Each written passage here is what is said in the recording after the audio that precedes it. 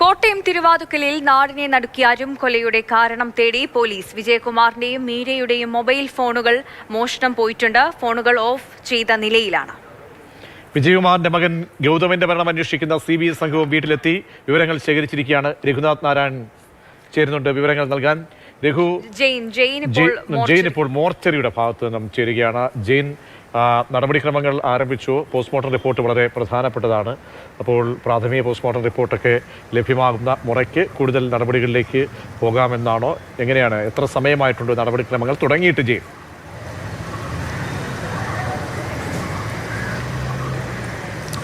പ്രതീക്ഷ 1 മണിക്കൂറായി ഈ നടപടികൾ തുടങ്ങിയിട്ട്. ഇൻക്വസ്റ്റ് നടപടികൾ പൂർത്തിയാക്കിയതിന് ശേഷമാണ് മൃതദേഹം മെഡിക്കൽ കോളേജിലേക്ക് എത്തിച്ചത്. അതുകൊണ്ട് തന്നെ അത്തരം നടപടികളില്ല. നേരെ പോസ്റ്റ്മോർട്ടം ടേബിളിലേക്കാണ് ഈ 2 മൃതദേഹങ്ങളും എടുത്തിരിക്കുന്നത്. ഇപ്പോൾ 1 മണിക്കൂർ പിന്നിട്ട് കഴിഞ്ഞിരിക്കുന്നു. അല്പസമയത്തിനകം തന്നെ പോസ്റ്റ്മോർട്ടം നടപടികൾ പൂർത്തിയാകും എന്നുള്ളതാണ്. സംസ്കാരം ഈ അടുത്ത ദിവസങ്ങളിൽ ഉണ്ടാകില്ല. ഈ കൊല്ലപ്പെട്ടവരുടെ മകൾ അവർ വിദേശത്താണ്. അവർ എത്തിയതിന് ശേഷം മാത്രമേ സംസ്കാര ചടങ്ങുകൾ നടക്കാൻ സാധ്യതയുള്ളൂ. ഇന്നിപ്പോൾ നാട്ടകത്തെ ഒരു സ്വകാര്യ ഫ്രീസർ സംവിധാനത്തിലേക്ക് അല്ലെങ്കിൽ മോർച്ചറി സംവിധാനത്തിലേക്ക് ഈ 2 മൃതദേഹങ്ങളും മാറ്റാനാണ് ബന്ധുക്കൾ തീരുമാനിച്ചിരിക്കുന്നത്. പോസ്റ്റ്മോർട്ടം കഴിഞ്ഞാലുടൻ ബന്ധുക്കൾക്ക് മൃതദേഹങ്ങൾ വിട്ടു നൽകും. അവർ ഈ നാട്ടകത്തെ ഈ മോർച്ചറിയിലേക്ക് ഈ മൃതദേഹങ്ങൾ മാറ്റുകയാണ്. വിദേശത്ത് നിന്നും മകൾ മടങ്ങി വന്നതിന് ശേഷം മാത്രമേ സംസ്കാര ചടങ്ങുകൾ ഉണ്ടാകൂ. ജീനാണ് അവിടെ നിന്നും വിവരങ്ങൾ നൽകിയത്. രഘു കൂടി ചേരുന്നുണ്ട്. രഘു, ഈ മണിക്കൂറുകൾ ഇത്രയും കഴിഞ്ഞു പോവുകയാണ്. 9:40 മാതൃഭൂമി ന്യൂസ് വാർത്ത ആദ്യമായി ഇത് ബ്രേക്ക് ചെയ്യുന്ന ഇന്നത്തെ ഞെട്ടിക്കുന്ന സംഭവം. അതിനുശേഷമുള്ള ഒരു കാര്യമായ ലീഡിലേക്ക് അന്വേഷണ സംഘത്തിന് എത്താൻ കഴിഞ്ഞിട്ടുണ്ടോ? കാരണം ഒരാൾ സംശയിക്കുന്ന ഒരാൾ കസ്റ്റഡിയിലുണ്ട്. എന്താണ് ഏറ്റവും പുതിയ വിവരങ്ങൾ?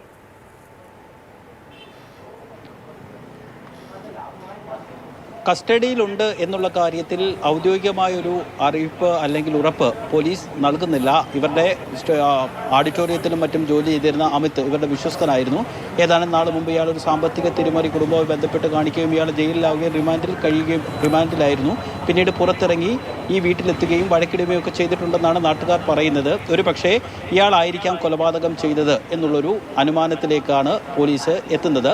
പോലീസ് കസ്റ്റഡിയിലില്ല എന്ന് ആവർത്തിക്കുമ്പോഴും ഇയാൾ കസ്റ്റഡിയിലുണ്ട് എന്ന് നമ്മൾ കരുതാൻ കാരണം, സാധാരണ നിലയിൽ ഇങ്ങനെയൊരു ഇതര സംസ്ഥാന തൊഴിലാളി ഇത്തരത്തിലുള്ളൊരു കുറ്റകൃത്യം ചെയ്തിട്ട് നാട് വിടാനുള്ള സാധ്യതയാണുള്ളത്. പ്രത്യേകിച്ച് അസം പോലെയുള്ള സ്ഥലമെന്ന് പറയുന്നത് നമുക്കറിയാവുന്നതുപോലെ തന്നെ മലയോര പ്രദേശമാണ്. അവിടെ അയാൾ എത്തിപ്പെട്ടാൽ പിന്നീട് അയാളെ പിടികൂടുക എന്നുള്ളത് ഏറെ ശ്രമകരമായ ദൗത്യമാണ്. അതുകൊണ്ട് തന്നെ ഇയാളുടെ ഫോട്ടോയടക്കം പ്രസിദ്ധീകരിച്ചുകൊണ്ട് ഇയാളെ പിടികൂടാൻ ഉള്ളൊരു ശ്രമമായിരിക്കും ആദ്യഘട്ടത്തിൽ തന്നെ പോലീസ് നടക്കുക. അതുകൊണ്ടാണ് ആവർത്തിച്ച് പോലീസ് പ്രതി കസ്റ്റഡിയിലില്ല അല്ലെങ്കിൽ പ്രതിയെന്ന് സംശയിക്കുന്ന ആൾ കസ്റ്റഡിയിലില്ല എന്ന് പറയുമ്പോഴും കസ്റ്റഡിയിൽ ഉണ്ടാവാനുള്ള സാധ്യതയുണ്ട് എന്ന് നമ്മൾ പ്രേക്ഷകരോട് പങ്കുവെക്കാനുള്ള കാരണം. എന്തായാലും വ്യക്തിപരമായ കാരണങ്ങളാണ് കൊലപാതകത്തിന് പിന്നിൽ എന്നുള്ളത് പോലീസ് ഉറപ്പിക്കുന്നു. ഒരാളായിരിക്കാം കുറ്റകൃത്യം ചെയ്തത്. കാരണം വീടിൻ്റെ വലിയ വീടാണ്, 16,000 സ്ക്വയർ ഫീറ്റിന് മുകളിലുള്ള വീടാണ്. ആ വീടിൻ്റെ ജനൽ തകർത്ത് അതിൻ്റെ കൊളുത്തെടുത്തതിന് ശേഷം മുന്നിലത്തെ വാതിലിൻ്റെ കുറ്റി തുറന്ന്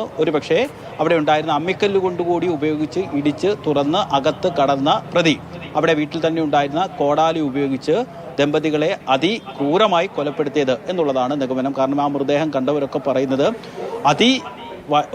നമുക്ക് ഒരു തവണ പോലും നോക്കാൻ പറ്റാത്തത്ര രീതിയിൽ ക്രൂരമായ രീതിയിൽ മുഖം വികൃതമാക്കപ്പെട്ടിരിക്കുകയാണ്. ക്രൂരമായിട്ടാണ് ഈ ഇരട്ട കൊലപാതകം നടത്തിയിരിക്കുന്നത്. 2 പേരെയും അതിക്രൂരമായി മുഖമൊക്കെ വികൃതമാക്കുന്ന രീതിയിൽ. അത്രയും വൈരാഗ്യം ആർക്കാണ് ഇവരോട് ഉണ്ടായത് എന്നതാണ് അന്വേഷിക്കേണ്ടത്. നേരത്തെ ഇപ്പോൾ പോലീസ് പ്രതികരിച്ചപ്പോൾ പറയുന്നുണ്ടായിരുന്നു മകന്റെ മരണവുമായി ഇതിന് ബന്ധമില്ല എന്ന രീതിയിലൊക്കെ പറയുന്നുണ്ടായിരുന്നു. പക്ഷേ പെട്ടെന്ന് അങ്ങനെ ഒരു കൺക്ലൂഷനിലേക്കൊക്കെ എത്താൻ സാധിക്കുന്നതാണോ?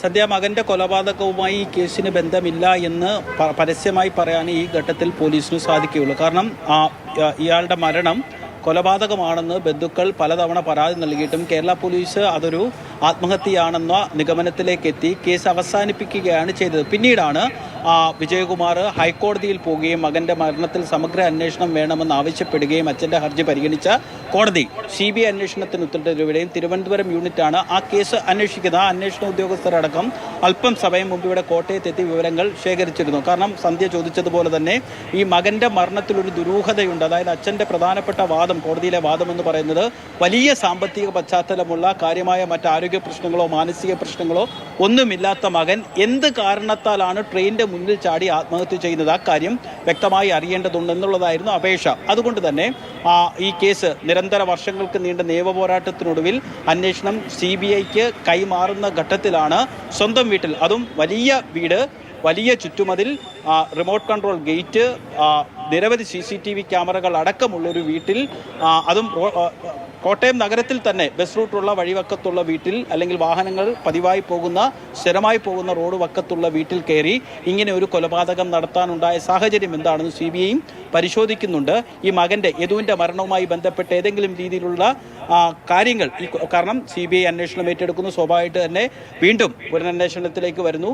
നമുക്കറിയാവുന്നതുപോലെ തന്നെ CBI അന്വേഷിച്ച പല കേസുകളിലും, ഒട്ടുമിക്ക കേസുകളിലും, എല്ലാ കേസുകളിലും എന്നല്ല, ഒട്ടുമിക്ക കേസുകളിലും പ്രതികളെ പിടികൂടിയിട്ടുള്ള അത്തരത്തിൽ ഈ പ്രതികളുമായിട്ട്, അല്ലെങ്കിൽ ഈ മകൻ്റെ മരണം കൊലപാതകമാണെങ്കിൽ ആ കൊലപാതകം നടത്തിയ പ്രതികളിലേക്ക് CBI അന്വേഷണം എത്തുമോ, അങ്ങനെയൊക്കെയുള്ള സ്വാഭാവികമായിട്ട് തന്നെ ഇതൊക്കെ വെറും സംശയങ്ങളാണ്. എന്നാൽ കേരള പോലീസ് ഈ ഘട്ടത്തിൽ ഒരുപാട് സംശയങ്ങൾ ഇപ്പോൾ ഉടലെടുക്കുന്നുണ്ട്. ഈ മീരയുടെയും വിജയകുമാറിന്റെയും മരണത്തോടൊപ്പം തന്നെയാണ് ഗൗതമിന്റെ മരണവും ഇപ്പോൾ പ്രസക്തമാകുന്നത്.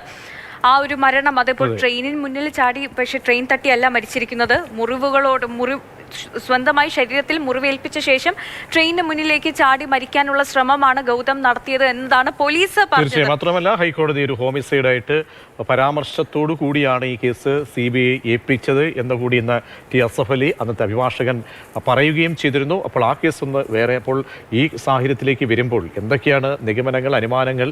ഇപ്പോൾ ഒരാളെ കസ്റ്റഡിയിൽ ഉണ്ട് എന്ന് പറയുമ്പോഴും അത് സ്ഥിരീകരിക്കാൻ പോലീസ് തയ്യാറായിട്ടില്ല.